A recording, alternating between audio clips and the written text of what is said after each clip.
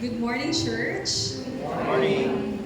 It is truly a wonderful sight to see us all gathered before the holy throne of our God this very day. Though we live in a world that asks for our attention every single day, throws us a lot of responsibilities that make us lose our focus and directions at times. We praise God because He allowed us this opportunity to be united, to be renewed, and to be reminded of the things that truly matters. I am inviting everyone to rise.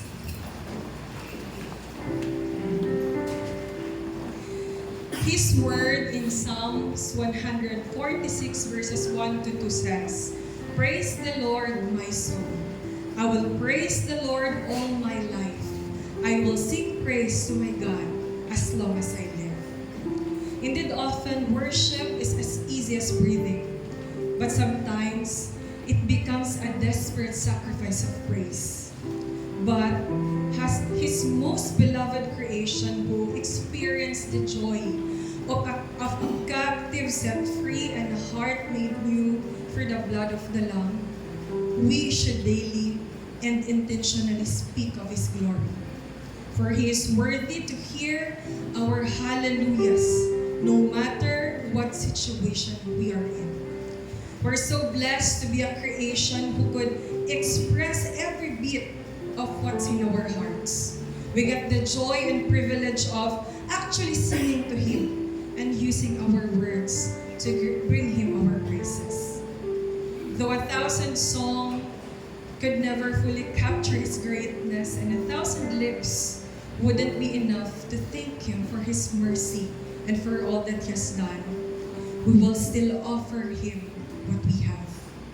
Because He gave us breath, so we will breathe worship. He gave us voices, so we will sing for Him.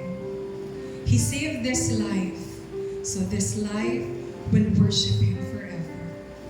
Together, let us sing our hallelujahs to our most worthy God.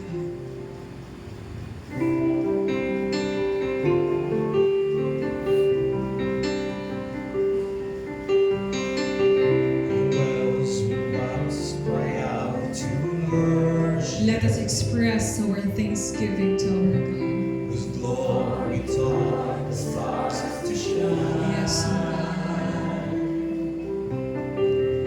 Perhaps creation longs to have the words to sing, but this joy is mine. With 1,000 hallelujahs, we magnify your name. You alone deserve the glory, the honor and the praise. Lord Jesus,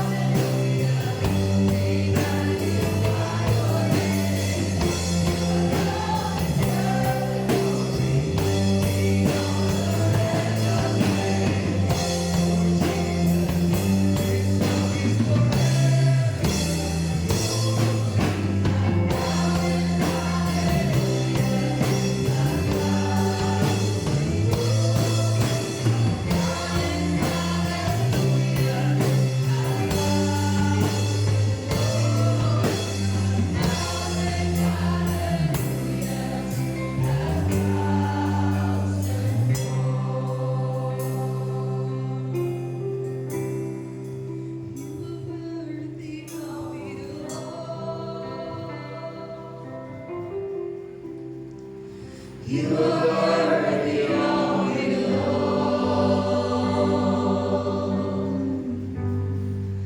For from you are all things, and to you are all things. You deserve the glory.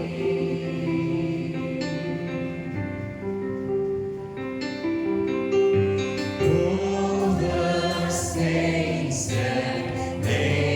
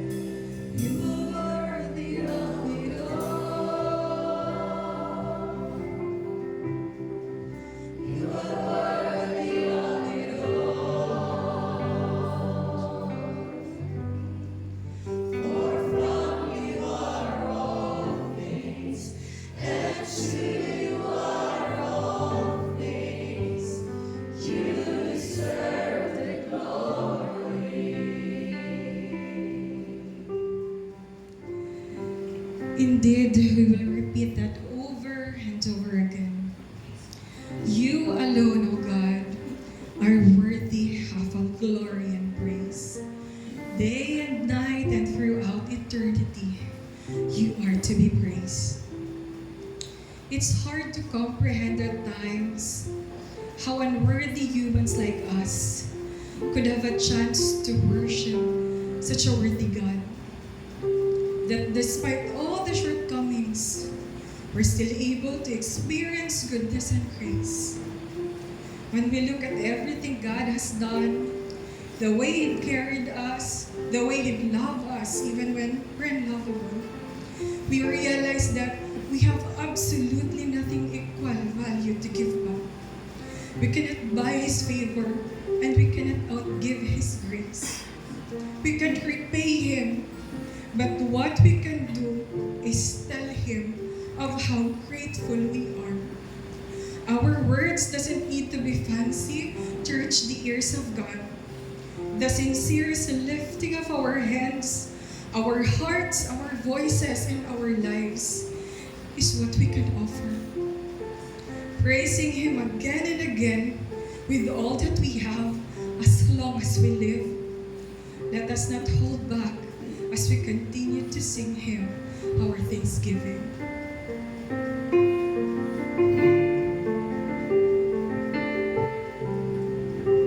My words fall short.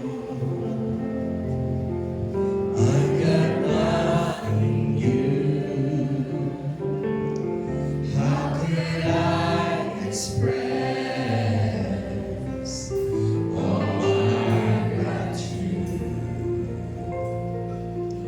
I can sing this song as I often do. But every song must end, and you never do. Let us throw up our hands for the Lord. So I throw up my hands and praise you again and again. It's all that I have is a hallelujah, hallelujah. And I know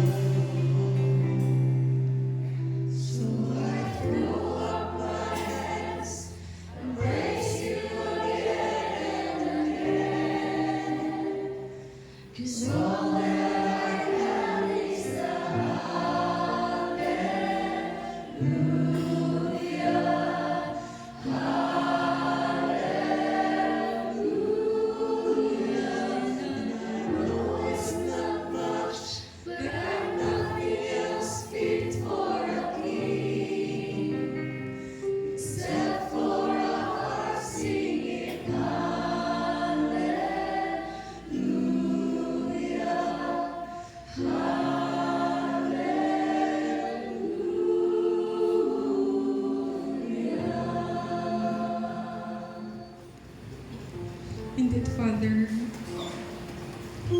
we have nothing to give that could match your majesty. We could search for the perfect word to say, but it will fall short. We could try to give you everything that we have, but we doesn't have everything that we have, Lord, that is already yours. As we look into your goodness, all our efforts become so little. But we praise you for reminding us in your word that you're not asking for a grand gesture. What you want is a sincere and genuine heart, not a performance, but a life of worship. And Lord, with the little that we have, we want to give it all to you.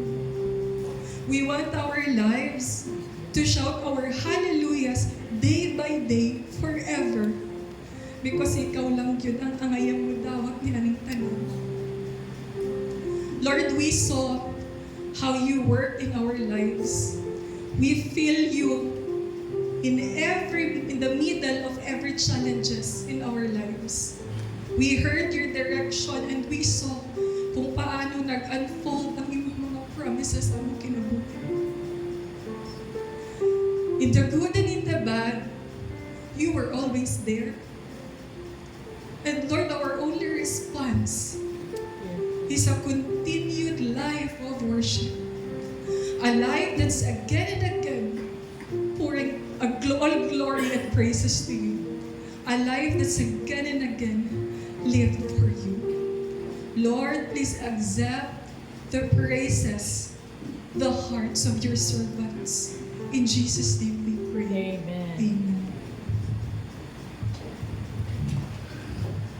Good morning, everyone. Good morning. Please remain standing for the reading of God's Word. And I'm inviting everyone to please open your Bibles with me to the book of 2 Timothy chapter 3 verses 1 to 5. 2 Timothy chapter 3 verses 1 to 5. Please follow me silently as I read the Word of God. You should also know this, Timothy, that in the last days there will be very difficult times. For people will love only themselves and their money. They will be boastful and proud, scoffing at God, disobedient to their parents and ungrateful. They will consider nothing sacred. They will be unloving and unforgiving. They will slander others and have no self-control.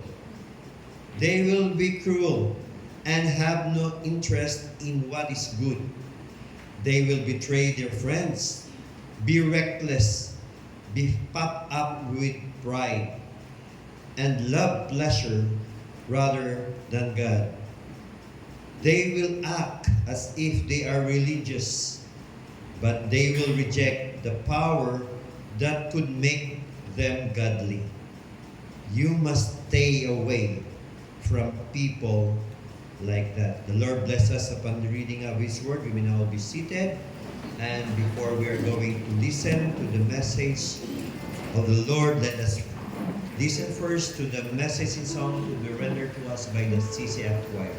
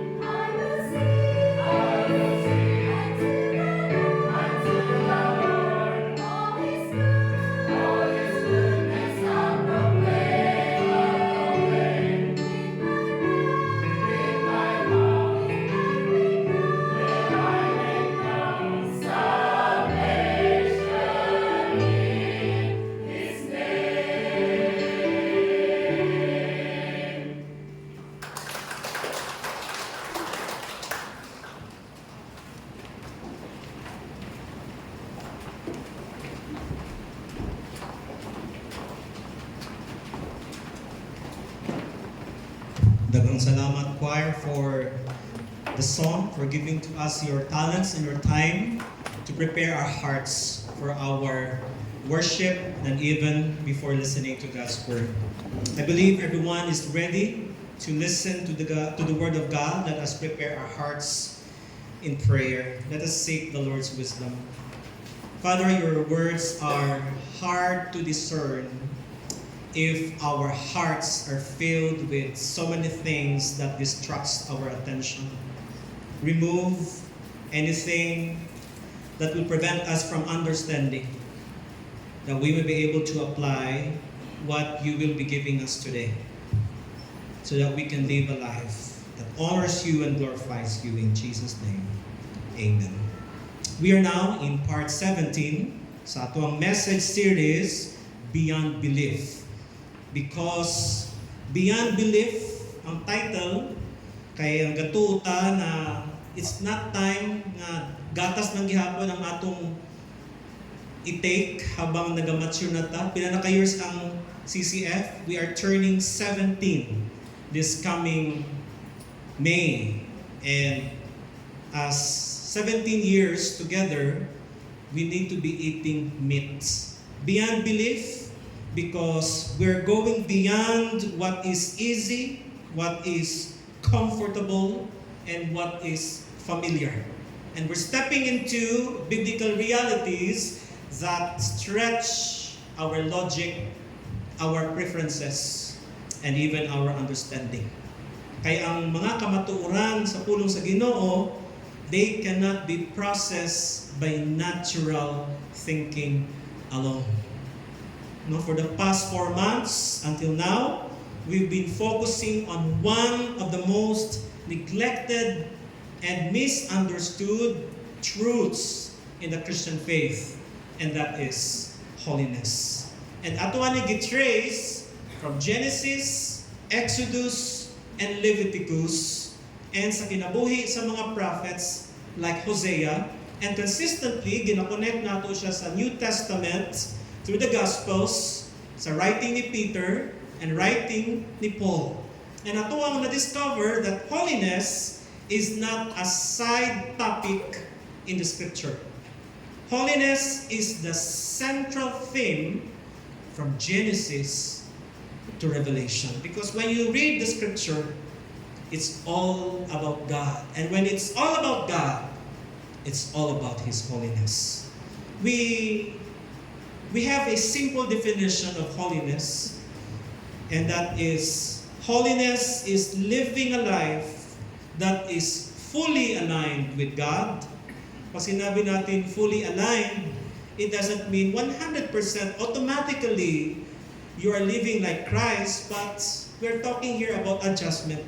Adjustment to His nature, adjustment to His ways, and adjustment to His purposes, so that every part of your life reflects that you belong to God. So kapag pinag-usapan natin ang holiness, you are not just separated from sin, you are not just avoiding sin or keeping rules. It is not optional. Holiness is about our identity. Because God created us, and the one who created us is holy, and we are created in God's holy masterpiece. When we speak about holiness, hindi lamang yan morality. It's not just about being good or being nice. It is relational. The end point of holiness is walking with God, living for God, serving God. It's not about perfection, that you will live a life of sinlessness, but it is formation. The Lord is not in a hurry to make you perfect. He gives you a long period of grace, so you can adjust to His holiness. And holiness is not about restriction, it's not about rules, regulation, and laws. It is about freedom. It is a decision, a will you follow, not because the church imposes, but it is because you understand the Lord who created you, who made you, and in the purpose of holiness. It is not self-made, but it is self-empowered.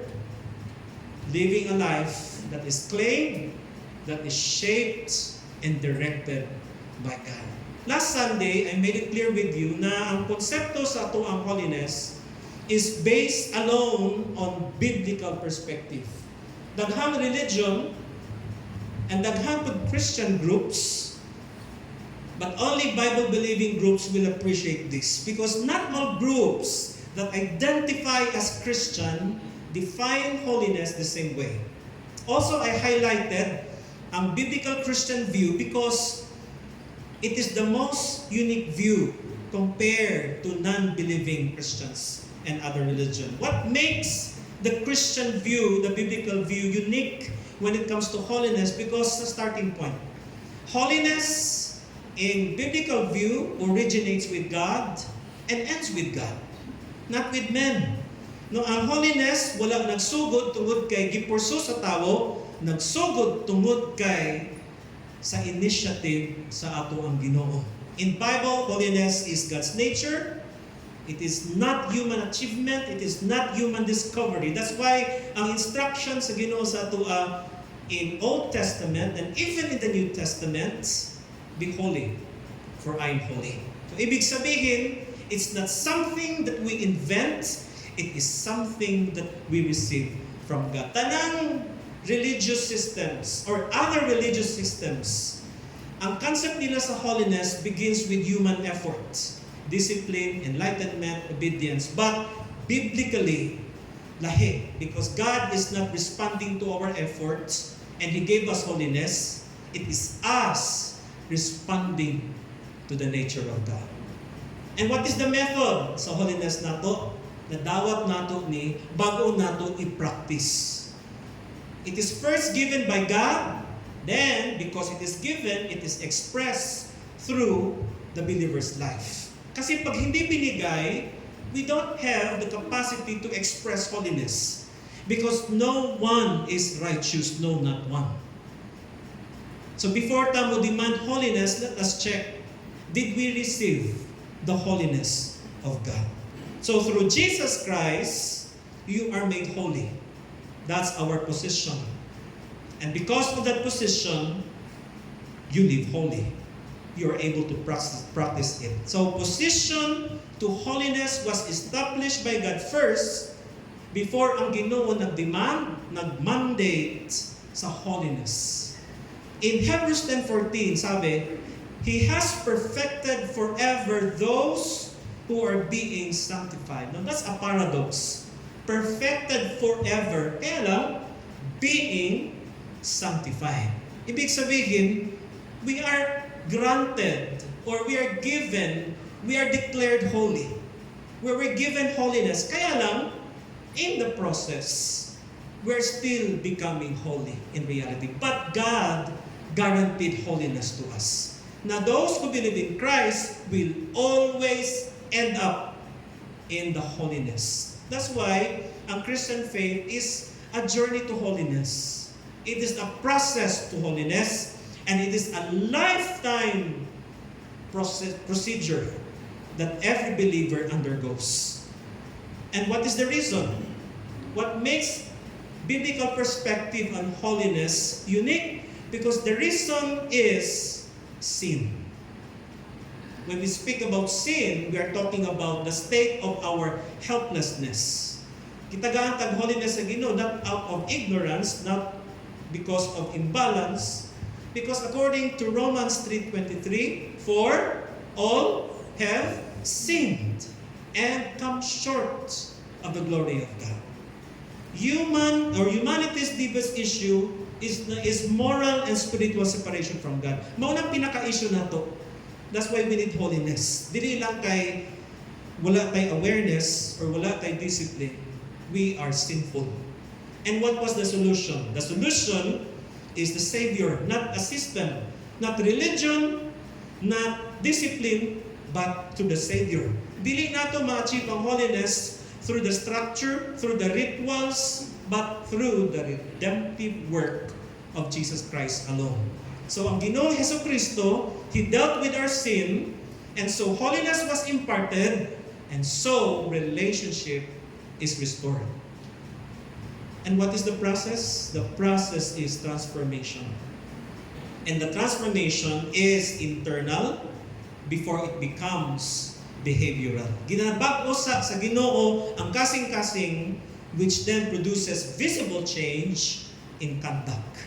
So ang biblical holiness is not about external compliance. Tungod kay naghimo ka ingana nga activity, or you do such rituals, or you go to church just because your church impose such rules. Dili siya ritual performance, but holiness has something to do with a new heart and a new nature. That's why in 2 Corinthians 5:12, it says, if anyone is in Christ, unsa siya? He is a new creation. New creation or a new creature. So behavior change because identity change first. So you don't just act different, you become different. At saan ang source ng power ng holiness ng Kristiyano? In other religion, ang source ng power is rituals or gumawa ka ng certain spiritual exercises.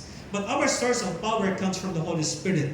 In other words, it is sustained by the Holy Spirit, not by human power, not by willpower. Christian life is not self-powered, but Spirit-empowered. So ang Ginoo wala na niya gibilin diri for us just to figure out how to live a life that will glorify Him. He left us with the Holy Spirit to empower, to transform, to convict, and to guide. Other systems depend on discipline, meditation, consistency.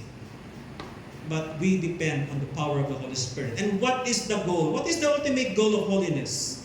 Relationship with the Father, that we will end up with Him. The end of holiness, it's not about self-improvement or detachment from sin, but communion with God Himself. You may have biblical knowledge, no?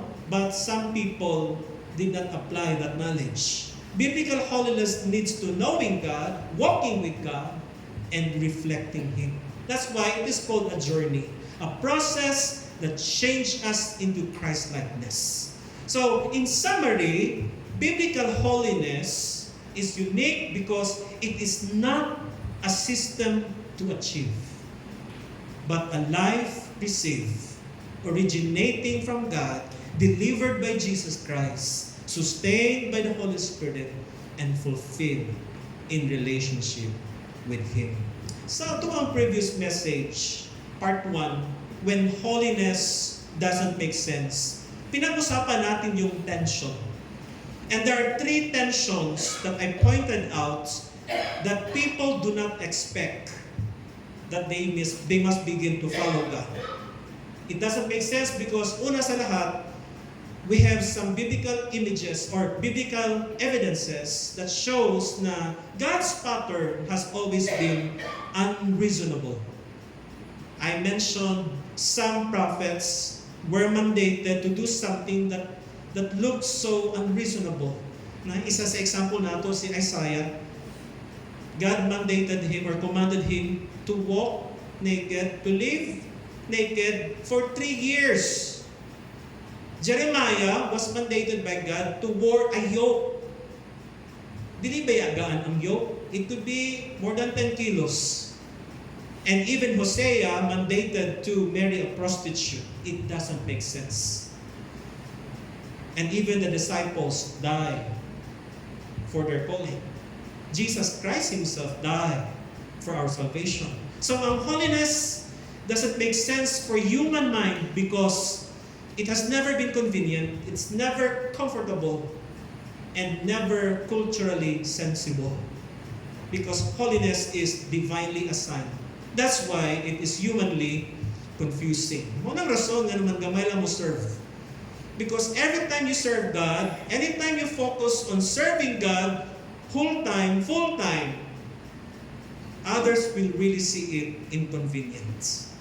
The second reason why people feel it doesn't make sense because it is culturally unacceptable. No, may cultural context. Ang holiness operates always against the flow of culture. That's why na-mention ni Timothy, or sa writing ni Paul kay Timothy, people will love self, pleasure, and money, and will have religion without transformation that will increase in number. That's why it doesn't make sense. Kaya every time you choose holiness, people will look at you weird. Na naman regular man na siya nag-serve sa church, weird. Diba? And human expectation versus God's expectation. The confusion is not random. The result is divine purpose colliding with human expectation. Kay masuti na to, holiness doesn't make sense tungod kay wala man gud siya nag-originate sa human logic. It originates from God's nature. And what is human logic? Human logic is flawed because human nature has fallen or had fallen. You can never expect human logic to understand the logic of the divine nature. So it doesn't make sense to the natural mind because it was never meant to be sustained by human reasoning. It is only sustained by faith. That's why a lot of people, when they serve by faith, every time may mga tao who decided to turn away from their ambition to focus on serving Christ, it is because it is sustained by faith. So sa part 1, the tension is this. How do we obey God when His ways doesn't make sense? But today, nag-shift ang tension. Because some of you are no longer struggling with confusion. Siguro tanggap na ninyo, inganagid mag-operate ng Ginoo. Lahi ang agenda sa Ginoo, lahi siya mag-operate kaysa sa ato ang logic. Kaya lang, may problema tayo. We have problems with disappointment. Because this time, it doesn't make sense, not because God was asking, it doesn't make sense because of what people are not showing. Diba? Naningkamot ka to live holy, you try to follow God, but somehow, along the way, the people you look up to, they fail. And the leaders you trusted, they fell short. And the examples you expected, they disappear. Sometimes, following Christ is discouraging for some because they have certain people they look up to. In the long run, nawala sa eksena sa holiness. Like for example, there are so many news now in the US. Senior pastor who was found guilty of molesting a child. Or some pastors, workers na nakadispalko kwarta sa church. Diba yan naman usually ang problema. So when that happens, a lot of Christians ma-discourage and they will turn away from living a life of holiness that they will say, usa pa use? Diba? Usa pa use na magpadayon? They will quit because their leaders, the people they look up to, fail. Let's be honest, it's easier to follow when someone is ahead of you. Someone is leading you. If someone is guiding you, someone is modeling it clearly for you. Pero ang tanong, anong mangyayari sa atin if you don't have a model or the model that you follow fell short? Ask yourself, usay may tabo if naibalan ninyo nga si Jun Aliado na, di ay anak, 12 years old na, naa sa Davao. Buday ni anto ko sa Davao kay ginabantayan ng anak. What will happen? Usay may tabo ninyo kung mga elder, kung kintay lang niya, kung ibalis Kuya Bong na ikabit. No. Usay buhaton ninyo, will you quit Christianity? Will you quit holiness? What will you do if you lack support? Ikaw na lang yung nag-serve, tanang pamilya niyo, why pakialam, basta ikaw na lang yun ang faithful sa Ginoo. What happens when you're the only one trying? And if we're honest, this is not just a modern struggle. Hindi lang ito nangyayari ngayon. This is something Scripture already warned us about. Yung sinulat ni Paul kay Timothy, wherein he described a generation that looks spiritual but lacks transformation. Munang iingon sa 2 Timothy 3:5, they will act as if they are religious but reject the power that could make them godly. There's so many people who goes to church every Sunday, but there are some, as described by Paul, look religious, but reject the power that could make them godly. So ang problema is not wickedness in the world. Ang problema is the absence of real holiness, even among those who claim faith. And that includes leadership. When leadership falls. I know at church daw, isa sa mga leaders niya, natinod yun na, nagkaroon siya ng sideline. Nawala siya sa ministry. Let me share one insight. Holiness becomes hardest not when it is unclear, but when it is unsupported, unmodeled, and unaccompanied. That's why it doesn't make sense for some Christians. Because the struggle is no longer external, the struggle becomes personal. Sa church mo mismo, sa grupo mo mismo, sa family mo mismo, your holiness journey is unsupported, unmodeled, and unaccompanied. And when holiness is no longer modeled clearly, something subtle, dili klaro, nga nagasugod, ga take place in the heart. We start adjusting our standard. Instead of looking to God, we begin looking at people. Here's another insight. If people are your standard, their failure will become your excuse. Ako ba na-discourage? Okay naman magpaksala. Sila manggani. Si pastor manggani. Ang leader manggani. We use that as an excuse. That is if they are your standards of holiness. And slowly, compromise becomes normal. But here's the correction. Be more mindful of your own journey with God than the failures of others. Musalig ba sa failure sa uban ang imong journey with holiness? Do not use someone else's weakness to excuse your disobedience or to defend your misbehavior. Other people's failure is not your assignment. Bahagi yan ng journey nila. And not all journey is always 100% flawless. You will face challenges. And somehow part of that challenge, you will fail. Now, other people's failure is not your assignment. It is their journey. So focus ka sa sarili mong journey. And if we are being honest, can you guarantee you will never fail too sa imong journey? So why build your obedience on something as unstable as people, as your leaders, as those sinong hinahangaan mo? Because if you keep blaming others for your disappointment, their inconsistency will slowly reshape your convictions. No, but here's the deeper truth. Ano bang sinabi ni Lord? What did God say? Be holy like your leader. Be holy like your praise and worship leader. Be holy like your cell group leader. No, He said, be holy for I am holy, for He is holy. Therefore, failing leaders is not an excuse for us to be discouraged and stop with our journey towards holiness. Another insight. People can inspire you, but they were never meant to define you or to define your journey of holiness.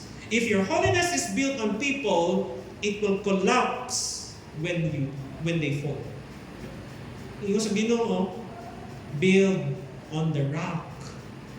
Build your life on Him, not on the people that you entrusted your faith. It's okay na ma-admire nato ang leaders, but never attach your spiritual life entirely to them. That's why Hebrews 12:2 instructed us fixing our eyes on what? Your leaders? No.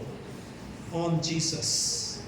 Usay dili leader sa relationship nga na kay best friend dili, for example, nga wa naman nagkasinabot, ali na kamusin ba dila kay di ka gusto makita yung nahong. Siguro kiagaw yung boyfriend. O siguro may issue sa kwarta. Di na gusto anak kay gichismis ko anak. But the Lord said, fix your eyes on me, not on your friend. Because He's the only model who will never fail. And here's a hard but necessary reflection. Sometimes we blame others for our encouragement. But if you considered, we may also be part of the reason the relationship breakdown. Aside sa ito ang journey, siya ang good. Tanan, gina-blame nato. Sa tanan nato ang mga constant nga mga failures, we blame to other people. No? Personally, kung i-base lang nako ang akong walk with God on people alone, dugay na ko nag-quit. No? Ang nahitabo sa atong church organization, katong gikan pa ta sa old church, di ba? That's the reason why we're here, because of politics from old organization. Kung mag-focus lang to sa mga leaders dati, sa ilang mga kalihukan and decisions that caused us to have this organization, dugay na ko nag-quit. No, mind you, whether you are good or nice, there will always be negative reports. Walay tao nga nagtanaw sa imong tarong ka. Naay ibang tao nga naay muna nga negative about you. There will be always opinions against you. There will always be misunderstanding against you. But if you focus on those, what happens to your pursuit of Jesus? It won't move you forward. It will only distract you from your calling. No, at the end of the day, your journey in holiness is not sustained by people's consistency, but by your devotion to God. Nga naman maminaw man ka sa negative opinions o ban. Sila ba may contribution sa imong journey with the Lord? It's only God who enables you to walk, enables you to serve, enable you to stand in His agenda. And one more thing, it's one thing when people fail, but it's another thing when no one is modeling it at all. Because now you're not just dealing with disappointment, you are dealing with absence.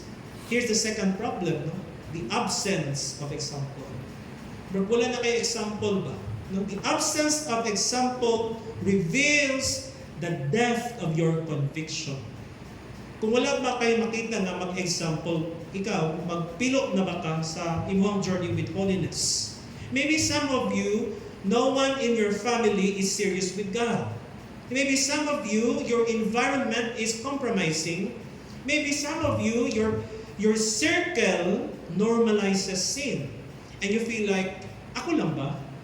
Ako lang ba talaga? And this is where faith stops being theoretical and it becomes deeply personal. Because at some point, you have to answer this question, will I still follow God even if no one follows with me? That's why ang declaration in Joshua 24, sa Joshua 24:15 is powerful. Ingon niya, as for me and my house, we will serve the Lord. But let's bring that in a different level. And remember, this is also an encouragement sa ang conference sa Davao. Ingon ni Pastor Arnel, let's change that. No? Even if no one in my house stands with me, as for me, I will still serve the Lord. Even wala na inahan, igsoon, or anak, o kaya mag-anak, o wala na yung best friend, sa journey with the Lord, still you will serve the Lord. Another insight. Holiness is not validated by majority. It is defined by obedience. Dili man gud padaghanay. Na may uban nga, yan ako mag-serve kay wa ko'y kauban. Uban isa ko. Nga kung mawala nimo di na ka mo-serve. Diba? If you are truly serious in your journey in knowing Christ and walking with Him, remember this. God does not require a crowd for you to obey Him. Many of His servants, they walk alone at some point.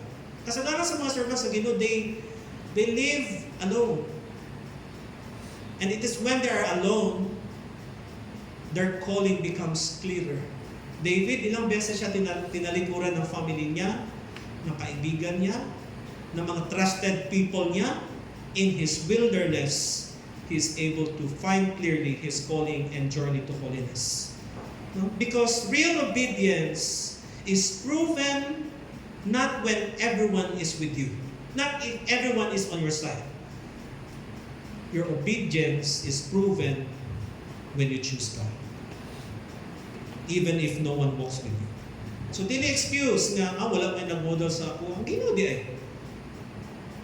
Peke na. Musalig ba sa tao ang imong pagkabalaan? No, it's always God. Now, if you think that kind of faith is unrealistic, Scripture will guide us to the real picture of what it looks like. Last Friday, we discussed or we studied about the life of Hosea, di ba? Pero talo magod ang ato ang Sunday message sa ato ang Thursday message. Ang message nato sa life ni Hosea when the calling doesn't make sense. Because holiness and calling are connected.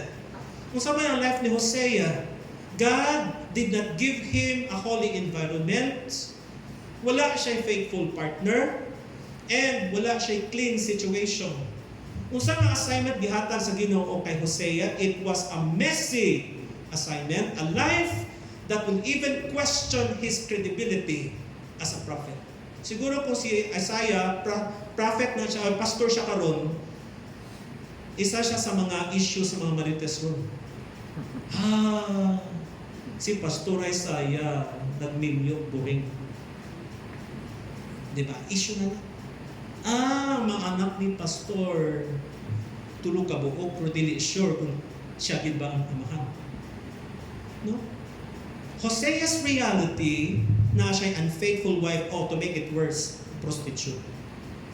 Broken home, tungod kay sari-sari, ang partner sa iyang wife, sari-sari po ang amahan sa iyang mga anak.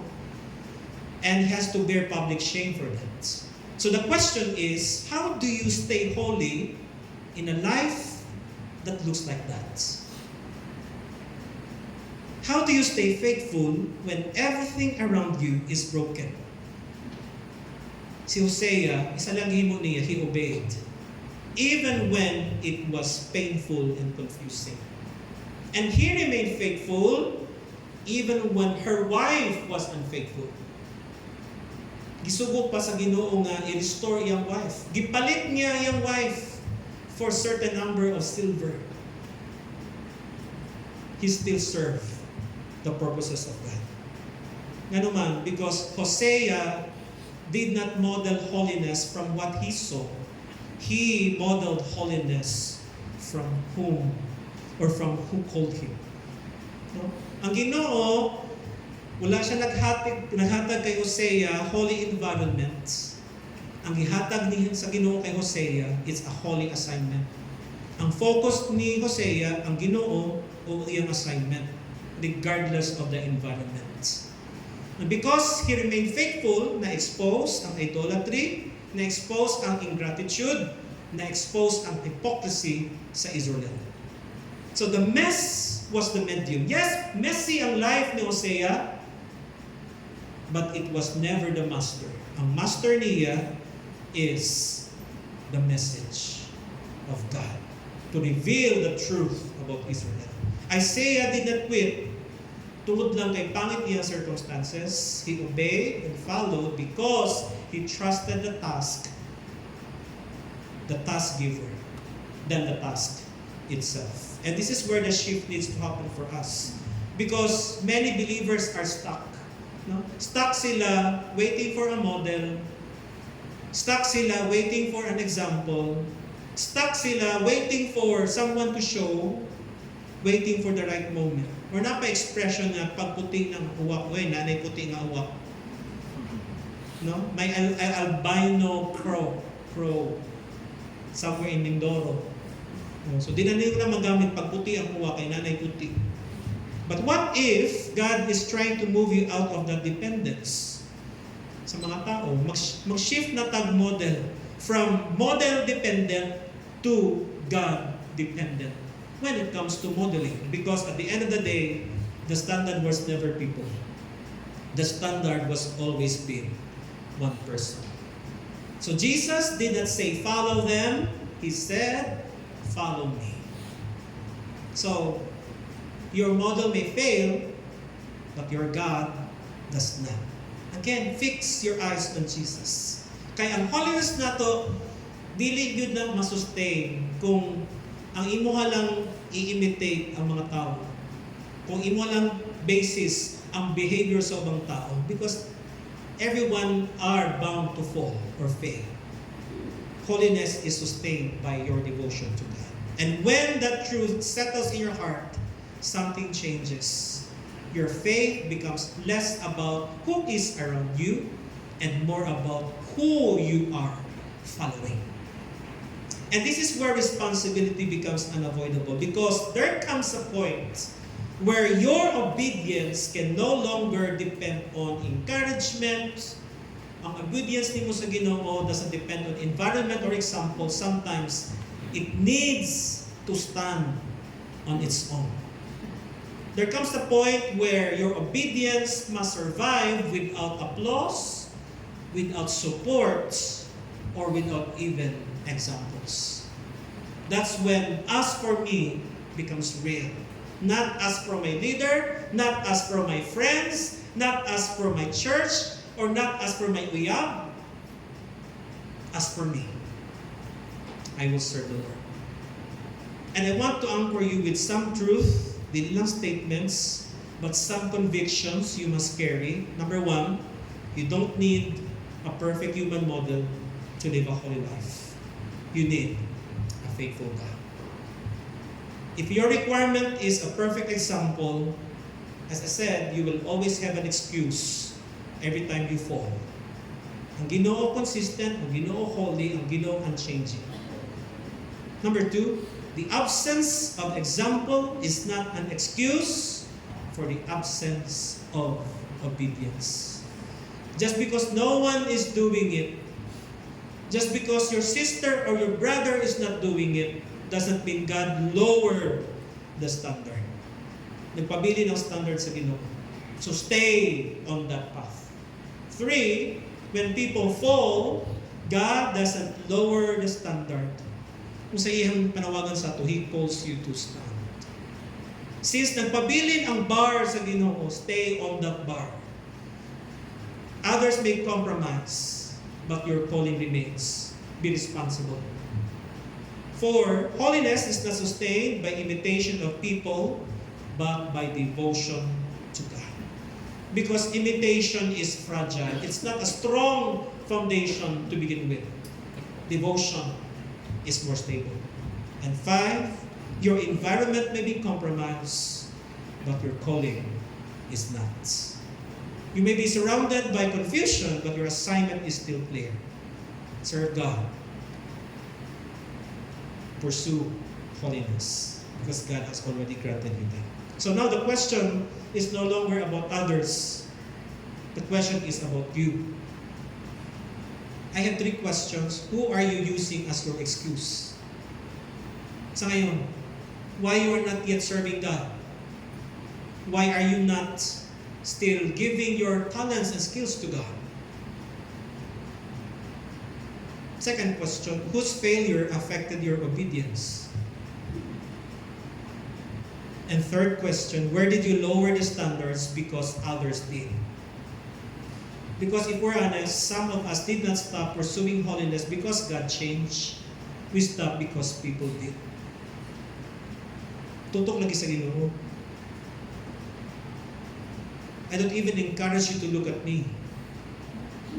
At some point, you might get discouraged.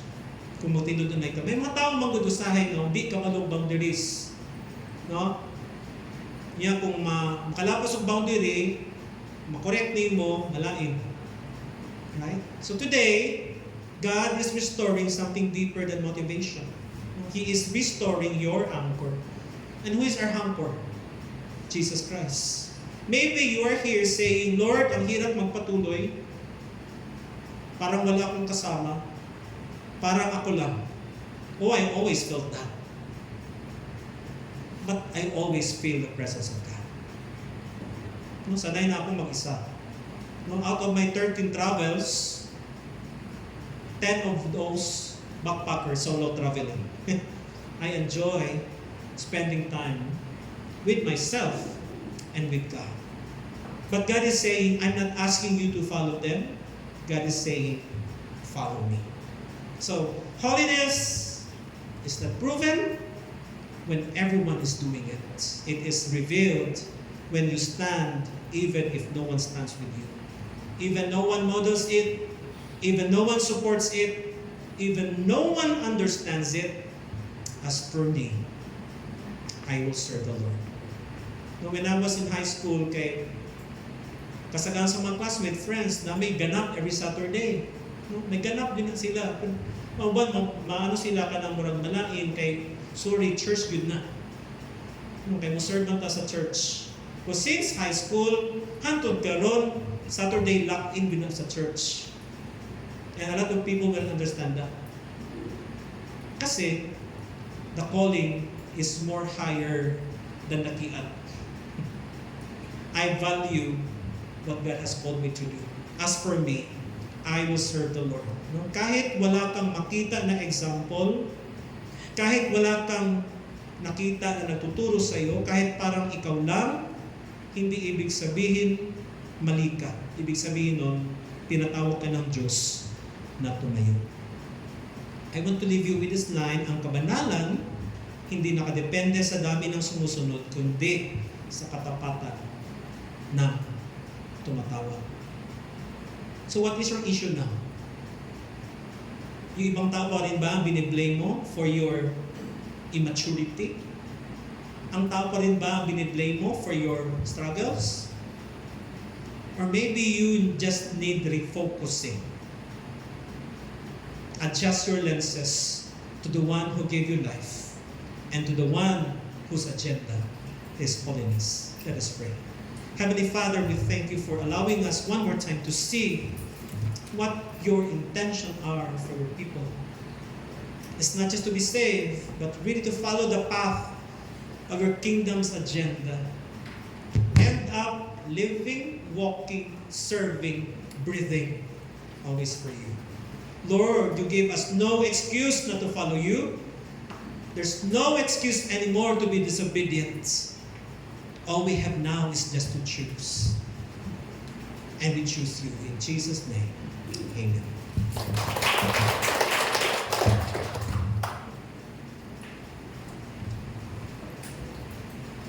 Praise the Lord for the very rich message. Sa Ginoo sa ato ang pagkatado. Na-bless ba mo? Yes. Daga kay realization na, murag ka ng, pagtanan ako ba, murag ka ng information overload. Ang mga revelation sa Ginoo, mga misconceptions, and praise the Lord for reminding us once again now sa atong matapos sa atong limutin. For us, offertory verse, allow me to read 2 Corinthians chapter 9, verses 6 to 7. By this I say, he which soweth sparingly shall reap also sparingly, and he soweth bountifully shall reap also bountifully. Every man according as he purposeth in his heart, so let him give, not grudgingly, or of necessity, for God loveth a cheerful giver. Requesting now from our servant leaders to please pass the offering bags, and this is now the time where we can give our tithes and offerings.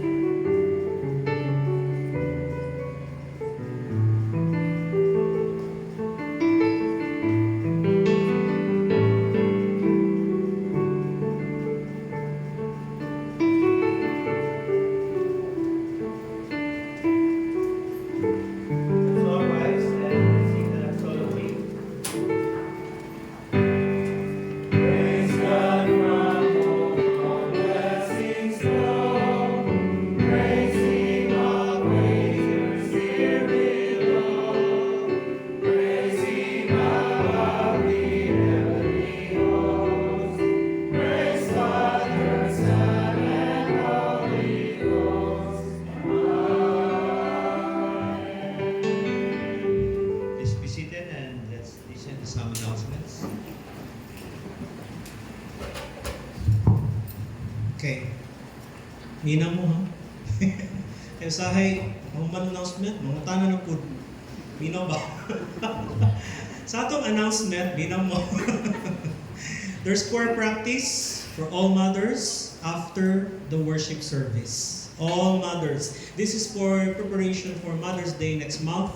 And class 301 will start on Sunday. Kano sa gani? On Sunday at 8:30 in the morning.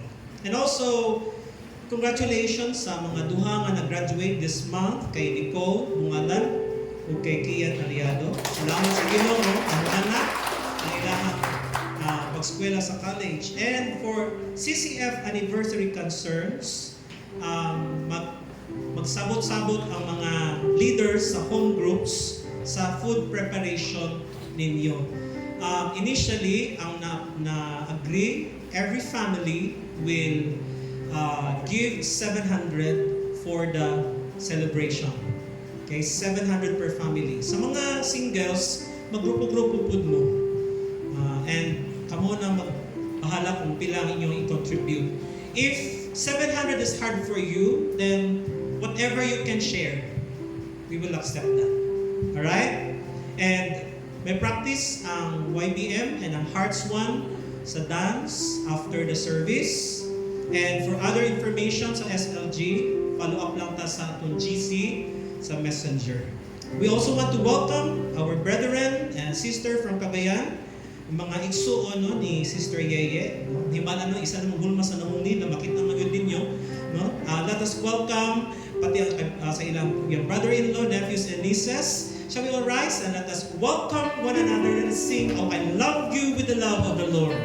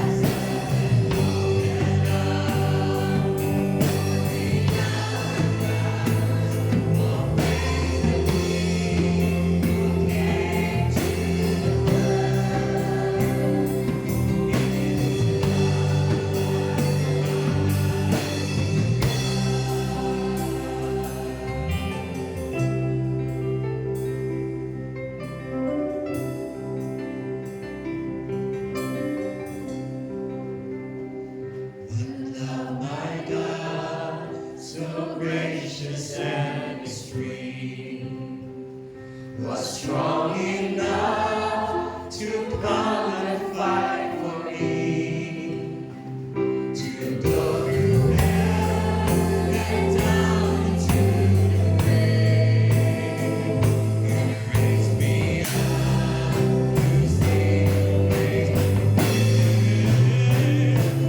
Raise me up to see the ways of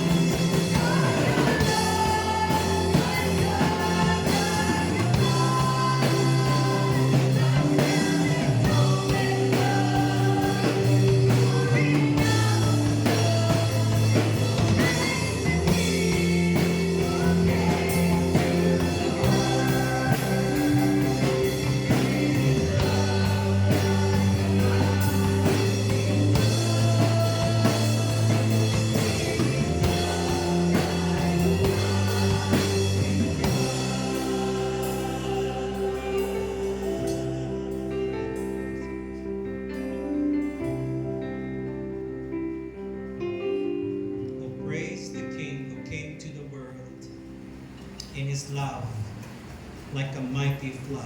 He came bringing us not just salvation, bringing us a new life, and that life is holiness.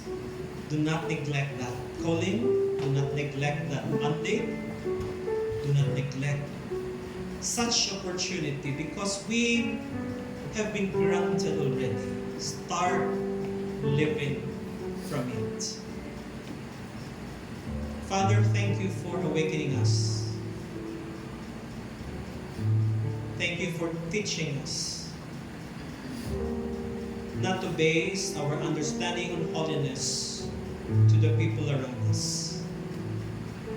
If all of us will only have that kind of thinking and mindset, I believe we would have a very successful journey with you. May our eyes be focused only to the one who carries the message of holiness, that we will end up living with you eternally. In Jesus' name, amen.